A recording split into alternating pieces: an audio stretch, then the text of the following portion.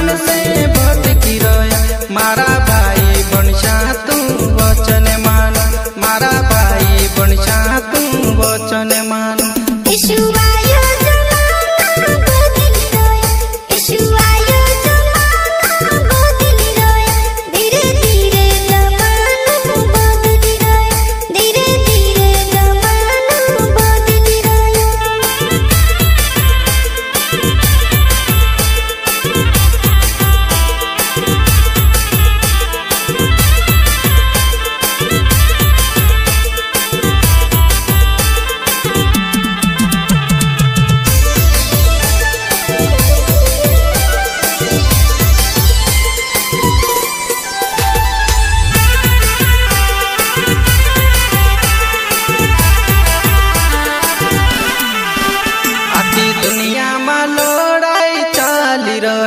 आखी दुनिया में लोड़ाई चाली रही।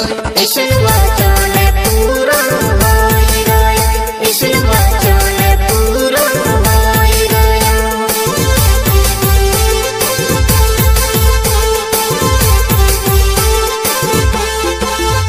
ईश्वर आया जमाना बदली रही, ईश्वर आया जमाना बदली रही।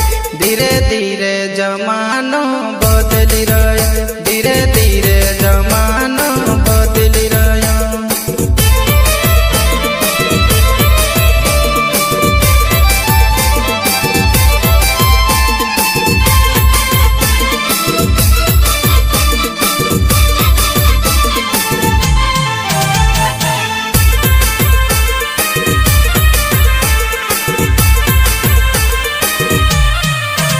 आखी दुनिया में लोड़ाई चाली रही, आखी दुनिया में लोड़ाई चाली रही। ईश्वर वचन पूरा होई रहे, ईश्वर वचन पूरा होई रहे।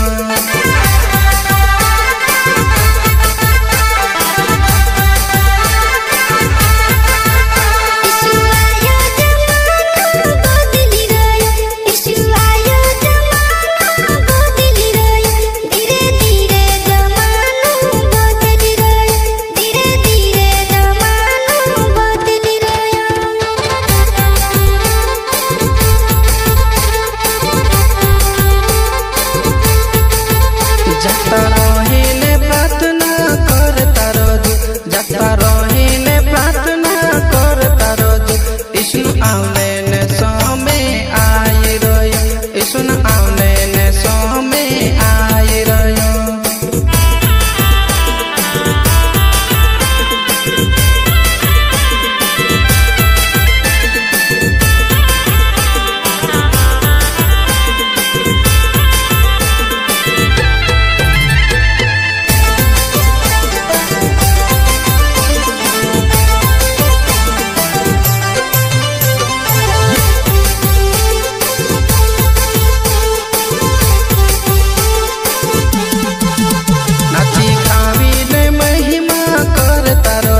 नाची गाविले महिमा करता रोजू, तुहू ईशु ने भक्ति करता रोजू, तुहू ईशु ने भक्ति करता रोजू।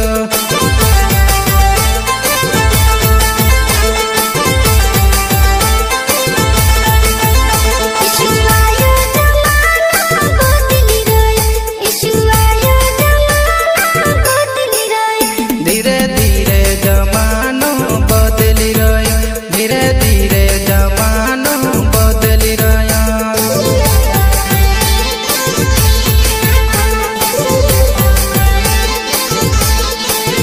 मारा दिल की पुकार तू सुन ले प्रभु, मारा दिल की पुकार तू सुन ले प्रभु।